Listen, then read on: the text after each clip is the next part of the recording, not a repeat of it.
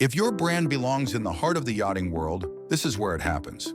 Yachting International Radio reaches over 1 million yachting professionals and enthusiasts every month, with 77 million impressions, 220,000 social followers, and 74,000 podcast subscribers. Our hosts are insiders, crew, captains, CEOs, trusted voices shaping the industry. This is targeted, high-impact advertising in a luxury niche. Visit yachtinginternationalradio.com/advertise. Your audience is already listening. Good morning, Elle. Hi, Rick. Hi, Elle. How are you? I'm here. I know it's lovely to have you in Playa. It's lovely. Welcome. Really, thank you. It's lovely to be here. I now better understand why you are here. Yeah. Why you are here. And just as a lead into this conversation, this is unlike any other interview I've done, any other episode of Yachting USA. In fact, I expect this episode may stand alone outside of Yachting USA eventually. But I think it's so necessary. I've had so much outreach recently encouraging me to have this conversation. And you and I talked about it. Mm-hmm. And you were pretty happy, I guess. Is that the right word, happy to do this? Content. Content. Yeah. All right. Good, good. So here we are. And I think kind of help lead into this and let people kind of understand about what they're about to hear. I want to read something out of your book, mm-hmm. Alchemy. Yeah. Elle has published a couple books. The first one I read was Alchemy. And I took this because it resonated so profoundly with me. And I'm just going to read this and then we'll go into our conversation. This wasn't grief, not the kind you light candles for. This was suicide grief. It wasn't soft. It didn't whisper. It roared. It was a fury. It was betrayal. It was a godless scream against the ceiling fan, an earthquake that split the spine of everything I thought I believed. All right, that's big. That's powerful. So we're going to talk about death and suicide and grief and healing and therapies and what we do and how we do what we do. And I think your voice is important because your experiences go way back. So can we start, may we start back when you were 16 years old? Sure. So when I was 16 years old, I lost my mother to meningitis. She was in a coma for 3 months. She thought it was flu. Was in a coma while she was in hospital. They diagnosed her with meningitis and she died just before Christmas. I was 15 at the start and then celebrated my 16th birthday in ICU with her. Wow. So that was my very, very first death. I'd never experienced death before. At the time, I didn't know anything about grief. I didn't know anything about death. I didn't know how to navigate it. How would you? I wasn't taken to therapy. I wasn't sat down by my father or family or anyone to ask if I was okay. I was handed a prescription for Valium, and I was on Valium for the next decade, at least. Wow. I obviously did not understand it. Those were the formative years of my life. I was in high schools in South Africa, that's standard 8. So diazepam numbed the pain. Numbed the pain, masked the pain, and that's when I started drinking and using drugs, mm-hmm. just to mask my pain. I was in incredible pain and I didn't understand it. Of course. And no one helped me or guided me to understand it. And back in those days, that was 1994, there was no YouTube or podcasts or the wealth of knowledge that we've got today at our fingertips for guidance. 6 months after my mom's death, her sister, my aunt, my godmother, died by suicide. Wow. Yeah. 6 months later. Exactly 6 months later, the 16th of July, 95. That was the first time I'd heard the word suicide and understood what suicide was. Wow. Yeah. Yeah. So I guess from then, my life literally I masked it in work. Straight after school, I studied advertising and PR. went straight to work after I got that, moved to London and just immersed myself in work and became a complete workaholic. And so that coupled with drinking, drugs, I worked in music PR, so that was the whole scene. Yeah. Sex, drugs, and rock and roll. Right on. And Valium. Valium. And yeah, I masked my grief and my pain. I didn't understand it. I didn't know how to navigate it, and I never spoke about it.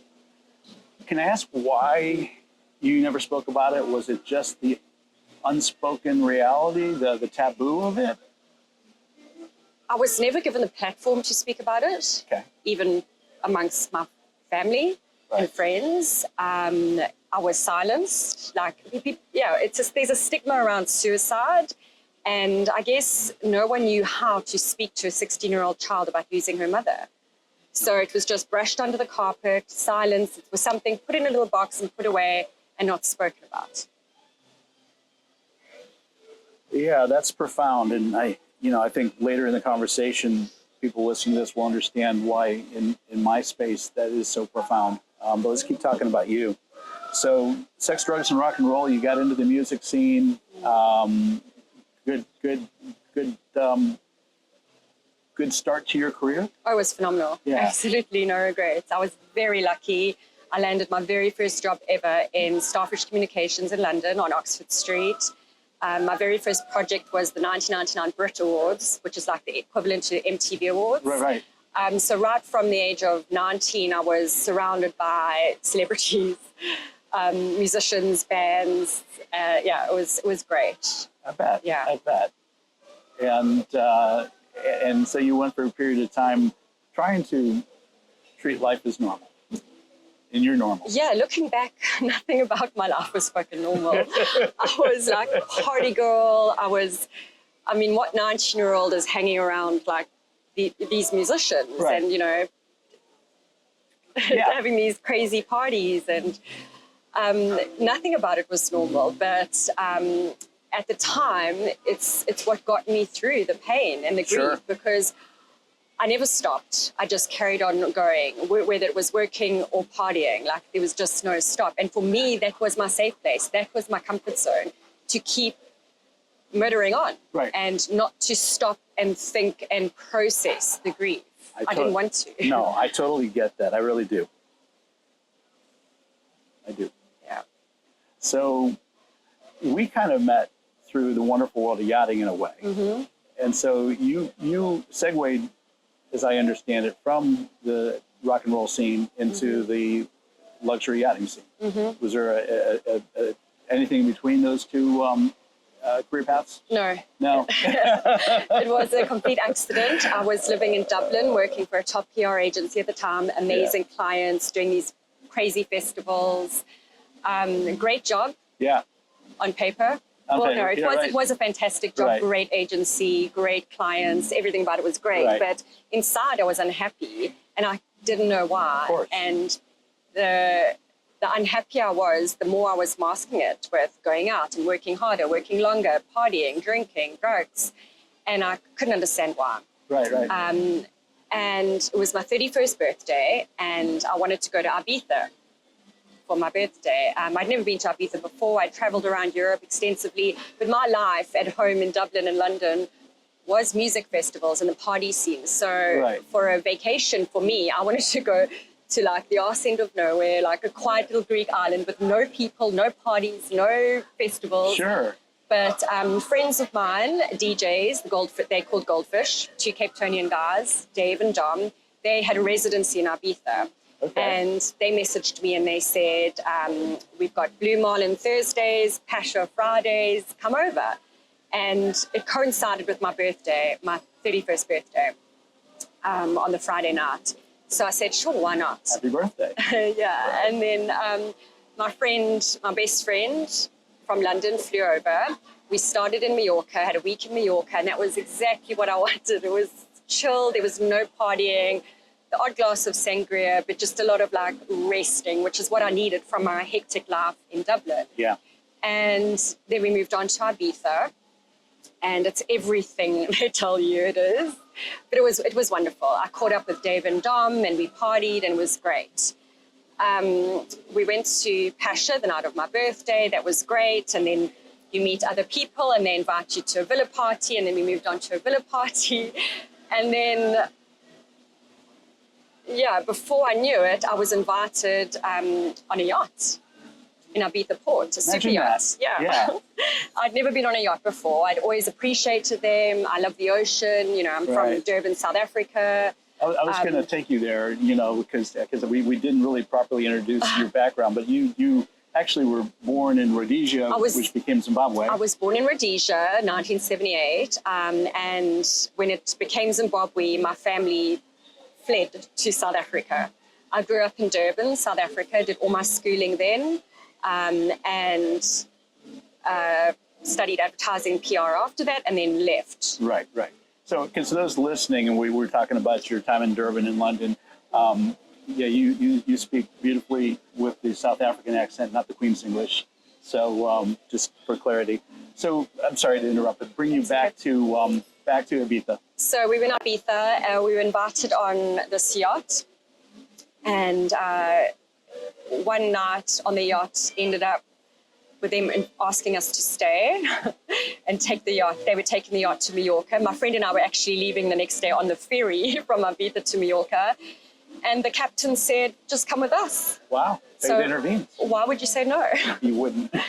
So we went across to Mallorca, and we actually both extended our vacation. We called our work back at home in London and Dublin, and we extended it by like a week or two. I stayed a bit longer. At that stage, I knew after this little taste of life on the edge, I knew I wasn't going back to the agency. Right. So I was a bit risque. And during the time on the yacht, I was hanging out with the crew, speaking to them, asking them, like, how do you do this? Most of the crew were South African. There were Americans, Kiwis, I think one Brit. So a good like mix of crew. And I was just like, this is the life. And they were like, well, I don't know. You're staying in a guest cabin. We're serving you. We are the crew. Come and have a look at our bunk beds in these tiny little 2x2 cabins. This is not how you living on this yacht, on board this couple of weeks. This is not yachting. Right. And I was like, well, I can do this. And anyway, I ended up flying out of Mallorca back to Dublin on the 14th of October, 2009. On the 14th of December 2009, I left Dublin with a one-way ticket to St. Martin. I had asked the crew, how do you get into yachting? What do I need to do? They told me SDCW, ENG1, go to St. Martin in December, network. Yeah. And that's exactly what I did. I remember at the time, you know, because I had a condo in Dublin that I had to rent out, left my job, got rid of my car, and my friends were like, you just purged. You've got the job and the life that everyone wants. Mm-hmm. And you're giving that up to go and work on a yacht and clean toilets and serve billionaires. And I was like, yeah, pretty much. There you go.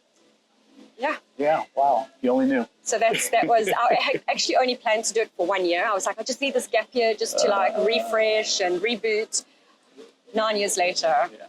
And let's be clear, because we're going to be doing another conversation later about your yachting career. And ultimately, you had good experience in yachting. I mean, you have a love for that. Love it. Yeah. So, I've got no regrets. Good. Turning my back to Dublin. Yeah. Turning my life around and leaving. And knowing what I know, you went to St. Martin and what's called is a greenie. Mm-hmm. You know, someone who's never been in yachting wants to come on board for the first time. Mm-hmm. And you didn't start on the little 25, 30-meter yacht, did you? No. My first yacht was Icon, which was a 60-meter. Yeah. I started temping. I met the crew at one of the bars because I was told to network in St. Martin, and that was easy for me. I was known as party girl in Dublin, and being a party girl in St. Martin just came second nature. Right. And networked with was partying and met some crew. And then someone had said, Icon are looking for some crew, day workers. I went and day worked on Icon for 2 weeks, and then the captain asked me to stay on. And I pretty much moved into second stew position straight away. So when I had first got to St. Martin, though, and before I'd even left Dublin, I'd started reaching out to crew agencies. I did my CV with the photo and everything they tell you to do. And I had such backlash. My age was against me. I was 31. They said you're far too old to work in the industry. And I've got tattoos. At the time, I probably only had 6. I've got about 17 now. And everyone, all the crew agents said, you've got tattoos and you're too old. Boom. It took me 2 weeks in St. Martin. Break the mold. And in fact, most of my jobs, all my jobs, none of them have been through a crew agent. They've all been through people, word of mouth, and headhunted. Perfect. Luckily. Yeah. No, that speaks volumes of your professionalism. That's the one takeaway I've had in the last about 6 weeks. You and I have been communicating and getting ready for this weekend and talking about your career and life and experiences. That you are, you're definitely a very professional young lady, and I think all of that bears into your stories. So, and again, we're going to do an episode with you. We're actually going to record it here tomorrow, talking about your yachting career. But again, this is about, unfortunately, the difficult subject of death, suicide, grief, and healing. And you didn't dodge that bullet once you got into yachting. No. I masked it. No, you did mask it, and then you experienced it. Yeah. So I dove straight into yachting. As I said, it was only meant to be like 1 year to reboot, but it wasn't. And I moved up the ladder pretty quickly, I think because of my age, actually, and my experience having a decade working in PR agencies and the music scene, working for that level of clientele, the same clientele that you get in yachting. So I think my captain and the owners saw that. And I pretty much went from second stew to chief stew to interior manager purser very, very quickly. But yeah, I just kept busy. My work, I am party girl, but my work life and my profession and personal life, I keep separately. As you should. Yeah. Right. So I took my job very seriously. I loved the industry. I loved my owners, my guests. I've got absolutely no regrets. And it's that love that translates. People see that, they feel it, they experience it, and that's how you scale. That's how you become successful. Yeah. Your next brush with death, was that in Ibiza? The next, or was that serious one? The next loss was Jess. Yeah. So I had actually left the boat Icon. So I'd started on Icon, had a few boats in between that, and then got called back to Icon as interior manager. We did the refit, 9-month refit in Holland. And that was, if you've read my article, that was in The Independent, about, which we'll touch on tomorrow. That's when I spoke about a chef coming into my cabin and management, and I had no help. So I left the boat. During that time of me leaving the boat, I was living in Mallorca. And I had a South African friend, Jess, who was a chef on a boat. She worked for Mike Ashley, who was the owner of, or he runs Newcastle United football team. And most of the retail in the UK. Jess, her boat was going to from Mallorca to Ibiza for owner's trip. Big trip. And while she was in Ibiza, she went out, met a Tinder date, and he sparked her drink with GHB. While she was in the club, she went to the bathroom and spoke to the paramedics, and they obviously trained in all the clubs in Ibiza, they've got paramedics because it's quite a big drug culture. I guess so they trained to ask the relevant questions: what have you taken, who you with, what are you drinking? And while she was talking to them, she went into cardiac arrest. They called an ambulance. On the way to the hospital, she was declared brain dead. She lay in a coma for 4 days and she died, 25th of July, 2017. So that's what the book Alchemy is about. It tells the full story and it tells my absolute breakdown. I read that book cover to cover.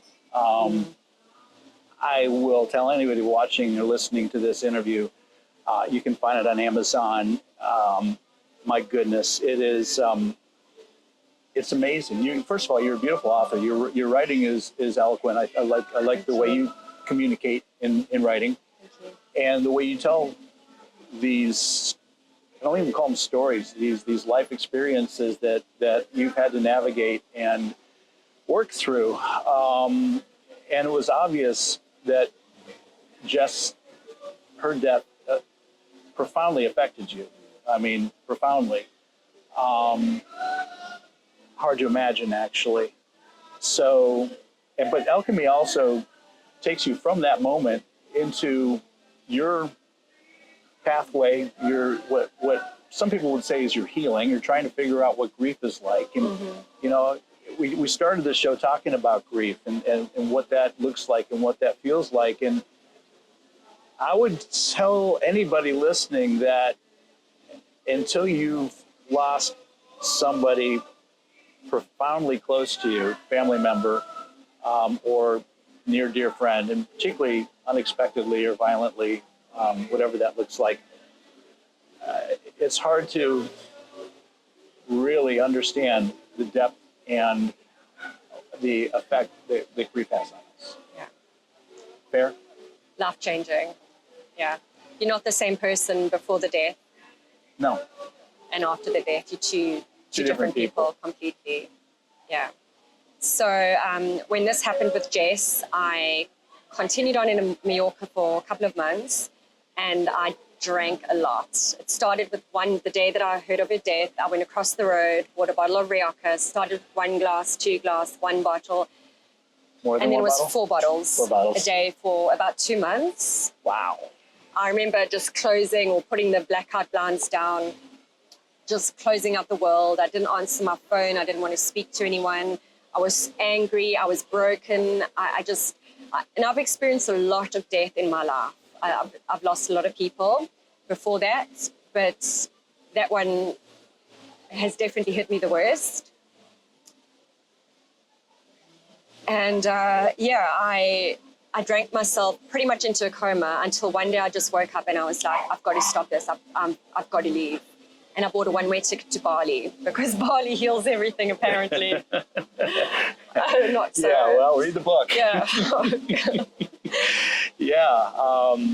Yeah, that's the propaganda anyway, right? Yeah.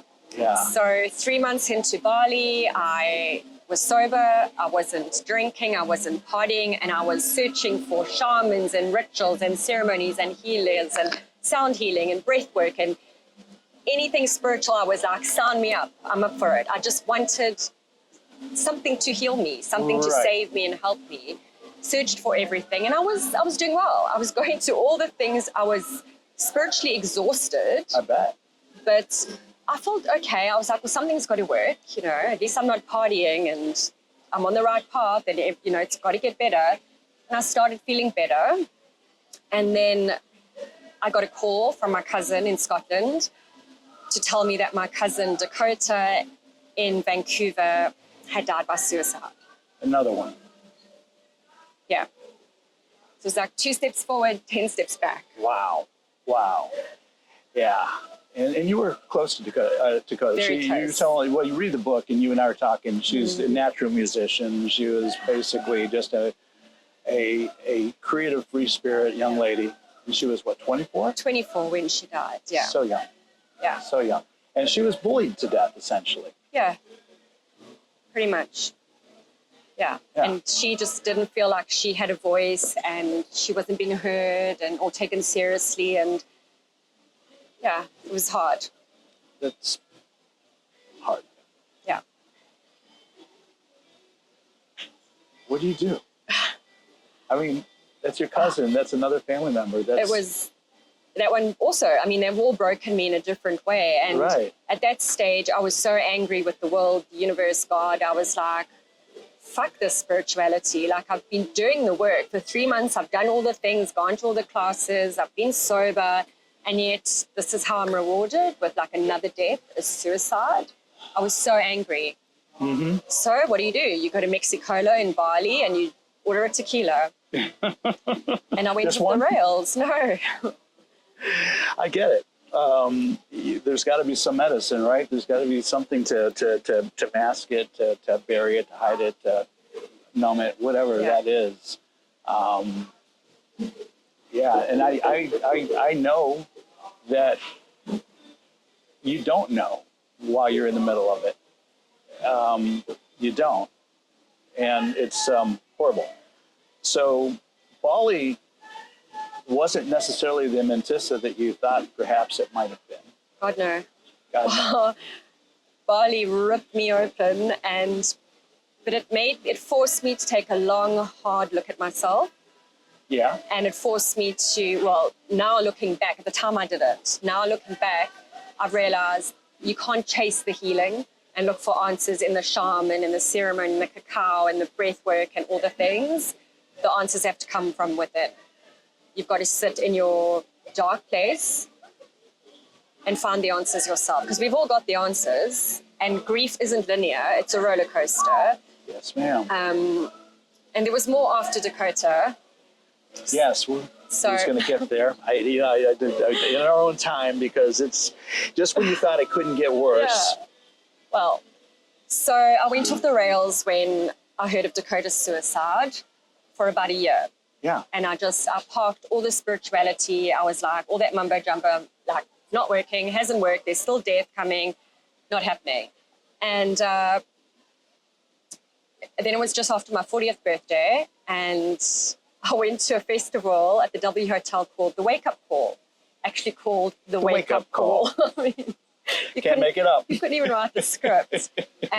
But you wrote the book. The DJs Klingandi were playing, and they've got that song Jubal, and most of the lyrics are save me, and it was just so surreal. I went back to my villa that night, and the next morning I was in the shower and I just collapsed to the floor and I just cried and cried and cried. And I remember singing to whoever, save me. I was singing the song. Wow.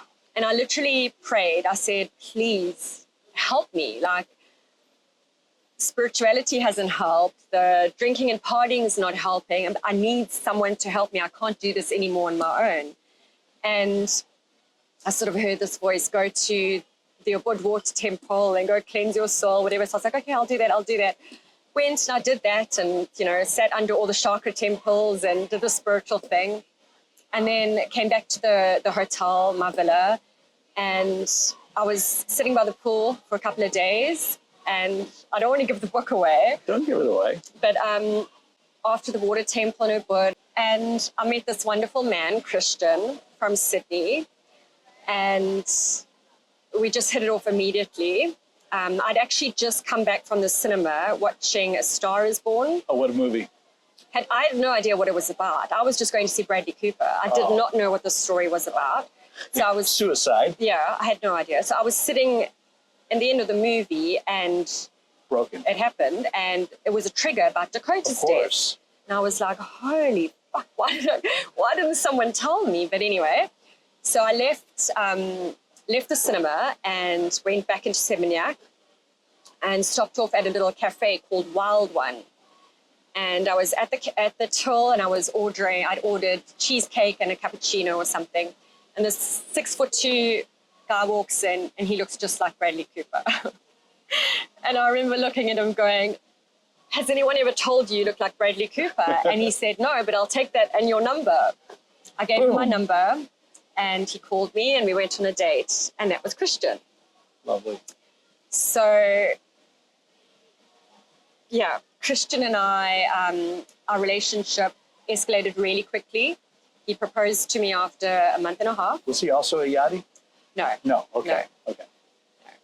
He had moved to Bali from Sydney about, I think, 2 years before I'd got there. Okay.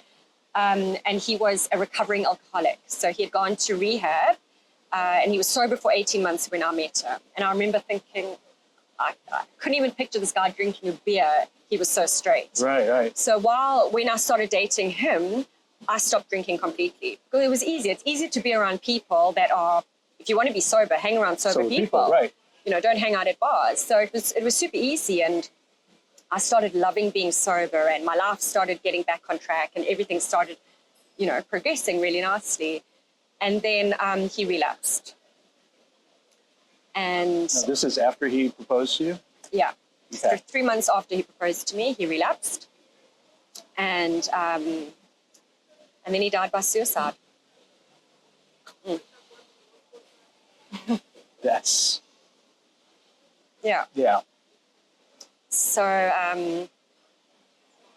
again, like it just ripped the heart out of me and the soul out of me. And there's just no words. No. Suicide grief is different to any other grief. It is. I guess it comes with all the what ifs and the should haves, could haves, and you just start replaying every single message, phone call, every moment of the days leading up to that event. He did it in rehab. He didn't do it at home. He went into the rehab on Easter Sunday and Tuesday morning. He did it in rehab. So thankfully, I didn't have to see it. But after his death, I did go and sit with him in the morgue for 3 hours with his body, and I took my mala beads and his photos of his kids and cut a piece of his hair off and played out playlists from Spotify and just sat with him for 3 hours talking and saying goodbye and telling him I forgive him and just letting go. Very hard. And then I cremated him in Bali, which was awful, absolutely horrific experience. I don't know what it's like in other parts of the world. Pretty sterile usually, but not like Bali your wasn't. experience. I referred to his cremation as the pizza oven. Wow. It wasn't easy. Then 2 weeks after that, we rented a villa. We had that villa till like August, and this was in April, and I was like, I can't be here. I need to leave, go back to the UK, stay with my dad. I had to rehome my animals, which was the hardest thing, 3 cats and a dog. So I didn't just lose my fiance, I lost my future. We were opening up a cafe. He was opening a cafe called Cuba Street Cafe, which I was helping with the marketing, the website, the decor. That was all of a sudden gone. Our villa, I called the orphanage and they came and took like the contents of our villa. I said, just take everything. And I literally left with a suitcase. And that was it. And then went back to the UK and I was with my father for 3 months in bed crying. And it was just the worst experience of my life. How, I know you're dealing with your grief. How is everybody else in your circles dealing with your grief? They didn't understand it. They didn't get it at all. It's almost like they had my grief on a timeline. They wanted me to hurry up and get over it. And when am I going to get out of this dark cloud and living my life and move on? And, just, it was ridiculous. And some of the things that people say, it's just, oh. Yeah, what's the right words? If you know, you know, but if you don't know, you can't know. Yeah. If that works, if that makes sense. And I think there has to be a little bit of grace given to those that just have never walked in these shoes. Yeah. I think the important thing is if someone loses someone to death or suicide is to just hold space for them. You don't have to say anything. You don't have to try and say all the things to make them feel better. Just let them know that you're there, because that's important for me. Not should we go here? Do you want to go there? When are you going to get better? And, you need to heal. And that's frustrating because you feel pressured and rushed.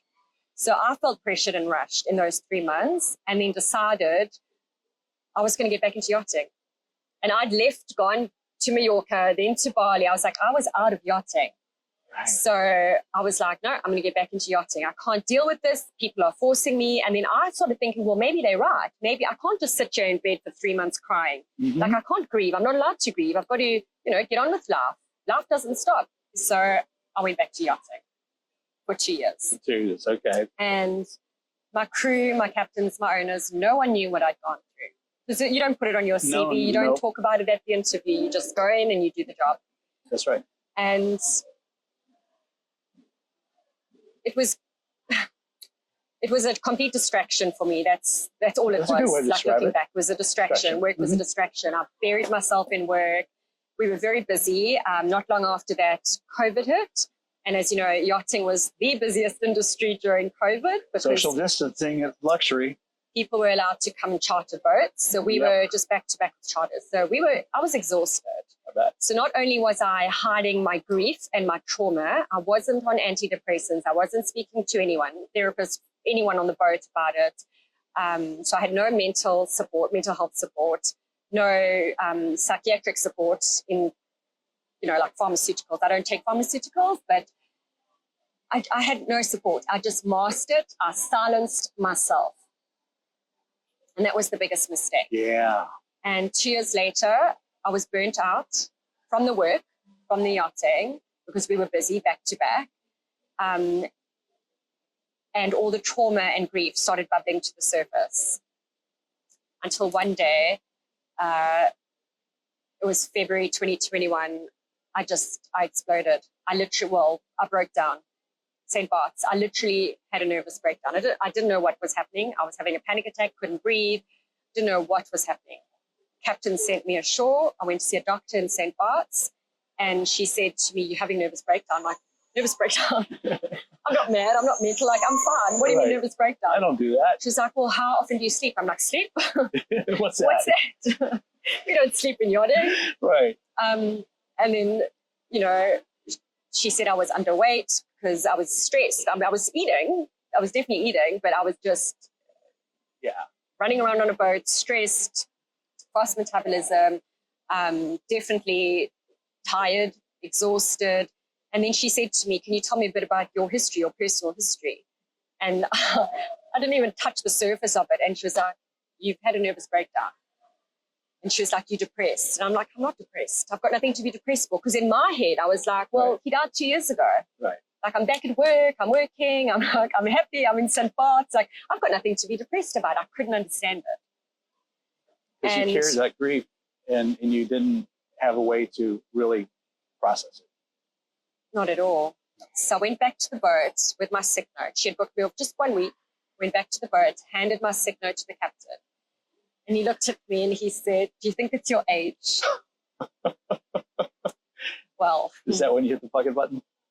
That's when I hit the fucking button. I nearly hit his fucking button. But I turned around and I knew then I was done. Because, let me just add, 6 other crew members had resigned the week before that. Before it was my age. And they were all like a decade or 2 younger than me. So it definitely wasn't my age. And the 12th of February, 2021, I was on a flight to Mexico, to Puerto Vallarta, and I didn't go back to the boat. I couldn't. I knew for my own mental health and for my own survival, I couldn't go back to yachting. Wow. I chose myself for the first time in my life. I chose myself over a fat paycheck and someone else. And I know I let down the owner and the captain and the crew and whatever, but for all those years before that, I was letting down myself. That's right. And so I understand there's some level of congratulations because you have just become a resident of Mexico. Yeah, thank you. You've come here to, well, I guess you've learned it's not to heal, but it's to be.